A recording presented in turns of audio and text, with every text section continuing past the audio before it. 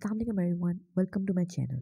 I am a first year medical student and I got 184 marks in National MDCAT 2021. In this video, I'll be sharing out a timetable to secure 180 plus marks in National MDCAT 2022. So let's start the video.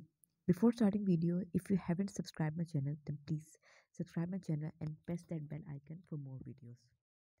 So the first thing that comes is consistency. सबसे पहले तो आपने अपने दिमाग में बात बिठा लेनी है, जो मैंने टाइम टेबल बनाना है मैंने उसे कंसिस्टेंटली फॉलो करना है। सेकेंडली, अपना टाइम टेबल खुद ही बनाएं, किसी और के टाइम टेबल को मत फॉलो करें।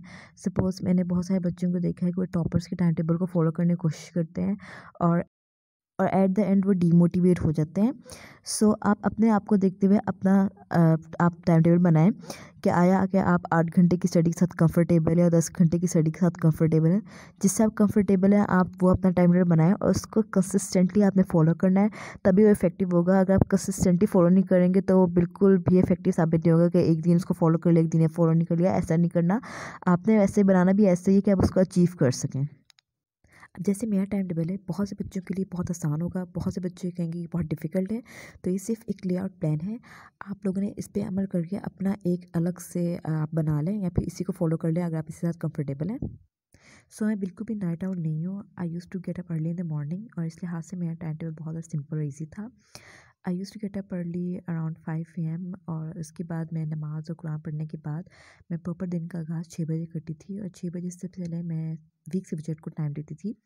अगर आपने मेरी सेल्फ एनालिसिस वाली वीडियो देखी हो तो आपको उसमें पता चल जाएगा सबसे पहले आपने वीक सब्जेक्ट को टाइम देना है। तो मैं वीक सब्जेक्ट को 3 घंटे देती थी और उसमें हाफ़ टाइम मैं बुक को रीड करती थी, अपने कॉन्सेप्ट स्ट्रॉन्ग करती थी। जहाँ मेरा वीक पॉइंट था वो वाले वीक पॉइंट को मैं सही करती थी। उसके लिए मैं वीडियोस देखती थी सईद MD कैट से, किप्स की टीचर्स की बेसिकली, क्योंकि उनकी वीडियोस बहुत अच्छी थी।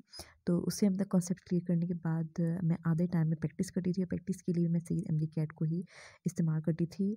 अच्छी तरह प्रैक्टिस करने के बाद मैं इस तरह अपने वीक सब्जेक्ट को टैकल करती थी।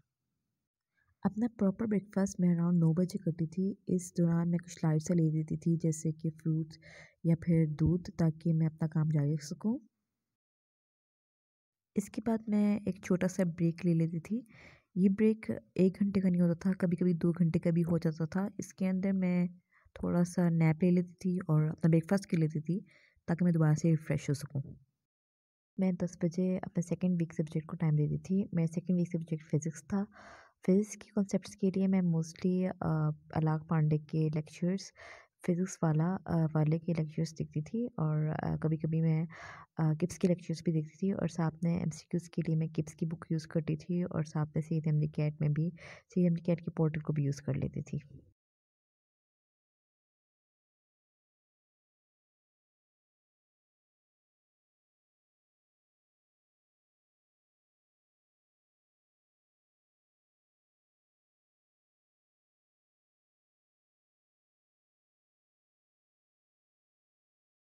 के बाद मैं 15 से 20 मिनट का एक ब्रेक ले लेती थी, जिसमें या फिर मैं वॉक करती थी या फिर मैं स्पोर्ट्स खेल लेती थी।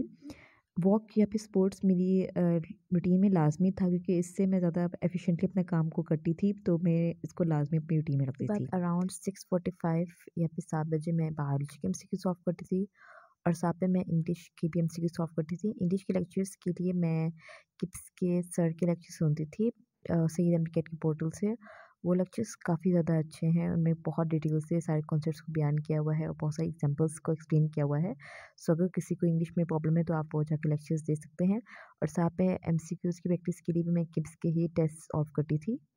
At 9 I use to wrap up अपना सारा दिन के टारगेट्स अचीव करने के बाद रात को सोने से पहले मैं एक दफ़ा जो मेरे सारे MCQs दिन में गलत हुए होते थे मैं उनको एक दफ़ा देख लेती थी ताकि मैं उनको दोबारा रिपीट ना करूँ और इस तरह मेरा दिन एंड हो जाता था। अराउंड 10 या 10:30 मैं सो जाती थी और this was all. So yeah this was my schedule, my daily routine as a repeater. So this was all. This is the end of my video. And if you have any question and queries, then do let me know in the comment section. मैं इंशाल्लाह आपको जवाब दूँगी.